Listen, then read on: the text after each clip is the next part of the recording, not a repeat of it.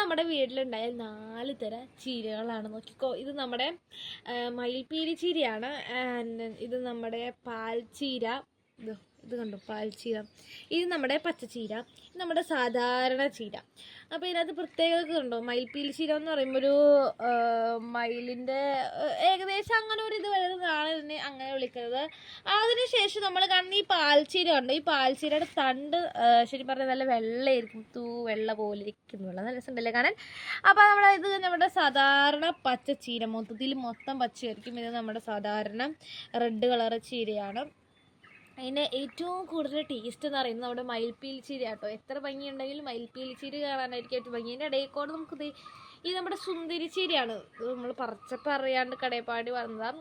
കാണാൻ ഏറ്റവും കൂടുതൽ ഭംഗിയുള്ളത് ഈ സുന്ദരി ചീരയ്ക്കാണ്. ഏറ്റവും കൂടുതൽ ടേസ്റ്റ് ഉള്ളത് നമ്മുടെ ഈ മയിൽപ്പീലി ചീരയ്ക്കും. അത് നമ്മുടെ വേറൊരു വീഡിയോ നമുക്ക് പിന്നെ ഒരു ദിവസം കാണാം. അപ്പോൾ നമ്മുടെ ഇന്നത്തെ വീഡിയോ ഇത്രയുള്ളൂ. Thank you friends.